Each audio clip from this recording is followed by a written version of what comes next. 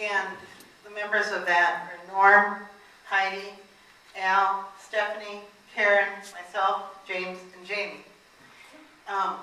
What we decided the current situation was, while there are several tools for entrepreneurs and those working in support of entrepreneurial efforts, we thought that we needed to look at bringing these together into a website toolkit or portal that would increase their accessibility, and that would be including things like different tools, models, best practices, testimonials, innovative ideas, and also the traits of supportive, entrepreneurial-friendly communities.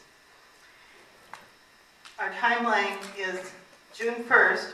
We will have done some research. We've gathered that information, identified categories where that could be put in, and have an initial concept developed. We hope to achieve a finalized concept paper and some organization for that project and funding outlined by June 1st.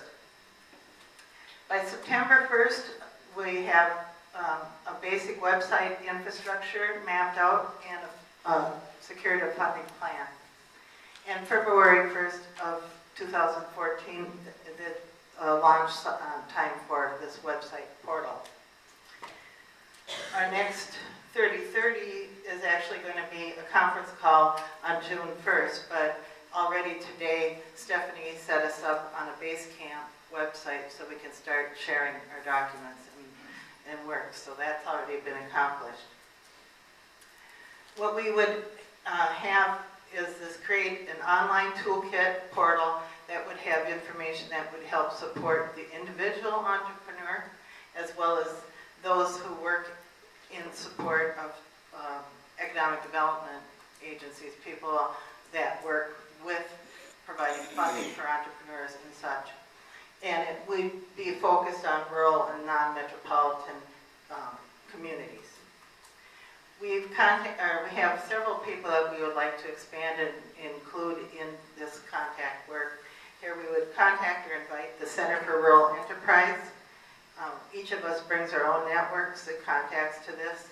The Michigan Network, the Small Business Majority, FDIC, Association for Enterprise Opportunity, Regional Planning Commissions, Federal Reserve, Main Street Program, USDA Rural Development, Partners for Rural America, the NERV Network, Networks United for Rural Voice, which already has a working group and with some efforts in entrepreneurship, Small Business Administration, Community Development Society, and the Appalachian Emerging Leaders Network. So, anything else that the group wants to add? Sure. Lonnie, I'll just mention AEO's conference is May 8, 9, and 10, something like that in St. Louis. Okay. And I'm working with St. Louis Federal Reserve. We're doing a track on local foods.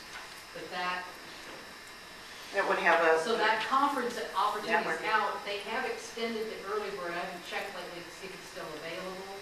But there might be some opportunity for folks to go if they're interested. And that's the Association of Enterprise Opportunity. And if you're familiar with when AEO, when they first started, they were very, very focused on micro lending for micro enterprises. They've really shifted and they've expanded their focus now to be a little bit broader into just entrepreneurship.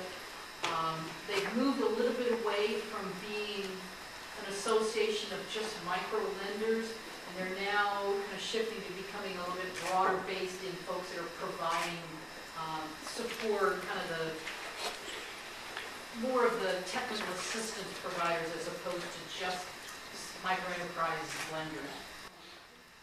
Well, one of the things that we want to do in the course of this is define what kind of categories of support and information there are available, and certainly that will be part of that work, as well as having it identified as to what is support or information designed for the individual entrepreneur as well as a community or organization that's trying to help foster entrepreneurship. And Operation Jumpstart is a great tool. Operation Jumpstart? Okay. Any others that we can add?